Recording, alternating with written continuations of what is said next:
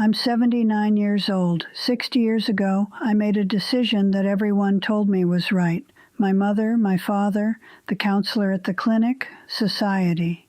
They all said the same thing. It was the smart choice, the responsible choice, the only choice. And I listened. And for 60 years, not a single day has gone by where I don't think about her. The daughter I never met.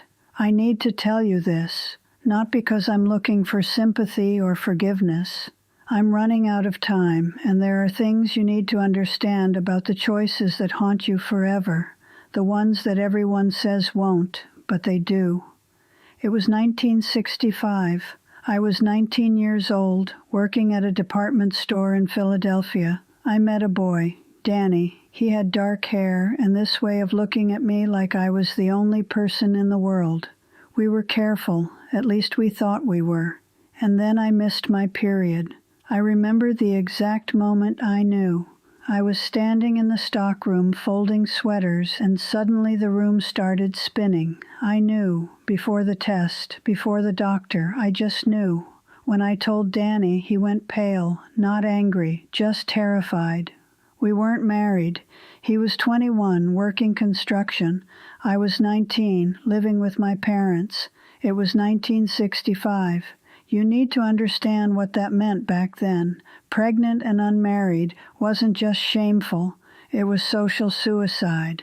Danny said he'd marry me if I wanted, but his voice, it had this hollow sound to it, like he was offering to jump off a bridge with me, and I couldn't do that to him. I couldn't trap him. So I told my mother. I'll never forget the look on her face. Not anger, worse. Disappointment so deep it physically hurt to see. She didn't yell. She just got very quiet and said, "We'll take care of this." Within a week, she'd made all the arrangements. There was a doctor 2 towns over. It was legal, sort of. My father never said a word about it, not one word. He just put the money on the kitchen table and left the room. Everyone kept saying the same thing. "You're so young. You have your whole life ahead of you. This is the smart choice. You'll forget about it. You'll move on. You'll have other children when you're ready." They were wrong about all of it. The procedure itself, I don't remember much. They gave me something. I woke up in a recovery room with 3 other girls, none of us looking at each other. The nurse told me I could go home in an hour, like it was a dental appointment, like I hadn't just ended a life. My mother picked me up. On the drive home, she said, "We don't need to talk about this again. It's done. You can move forward now." And that was it. We never spoke of it again. Not once in the 40 years before she died. But here's what nobody tells you. You don't forget. They said I would, but you don't. Every year on what would have been her birthday, I think about how old she'd be. She'd be 60 now, 60 years old. I did move on, like they said I would. I married someone else 2 years later. Good man. We had 3 children, 2 boys and a girl. I love them. I do. But there's always been this shadow, this 4th child that nobody knows about except me. When my daughter Sarah turned 19, the same age I was, I couldn't breathe for a week. I kept looking at her, this vibrant young woman, and thinking, this is how old she was, my first daughter, the one I didn't keep. I never told my husband. 35 years of marriage, and I never told him. It felt like if I said it out loud, it would become more real somehow, like keeping it silent would make it hurt less. It didn't. The worst part, I don't even know if it was a girl. I always imagined her as a girl, dark hair like Danny, my eyes. I named her in my head, Emma. I've never told anyone that before. For 60 years, I've carried a name for a child who was never born. People talk about abortion like it's simple, like it's just a medical procedure, like you either support it or you don't. But nobody talks about living with it. Nobody talks about the fact that the right choice, the smart choice, the choice everyone agreed on, can still break something inside you that never quite heals. I'm not saying I regret it.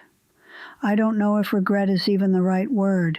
If I'd had her, I wouldn't have my 3 children.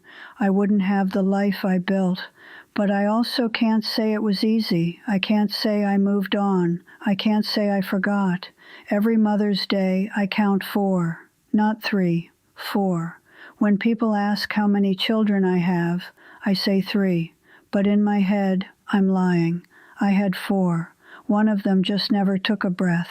I see young women now facing this same choice, and everyone's still saying the same things. It's your body. It's your choice. You'll be fine. You'll move on. And yes, it is your body. Yes, it is your choice.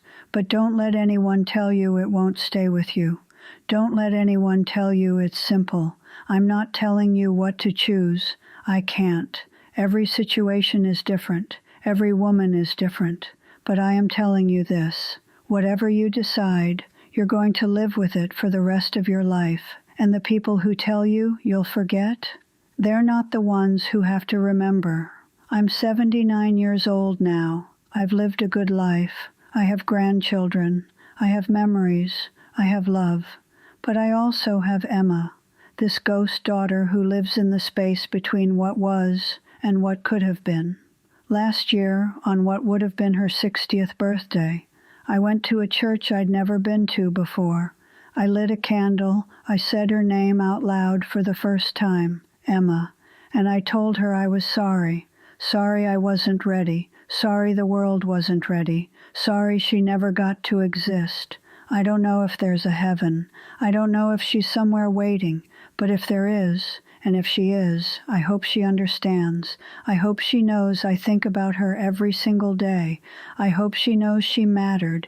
Even though she was never born, she mattered. That's what I need you to understand. The choices you make at 19, they echo for 60 years. The people who tell you you'll forget, they mean well, but they're wrong.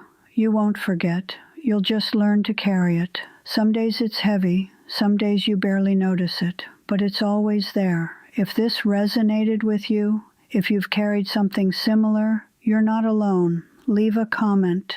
Share this with someone who needs to hear it. Subscribe because I have more truths to tell and not much time left to tell them. The clock is ticking for all of us. What are you going to do with the time you have?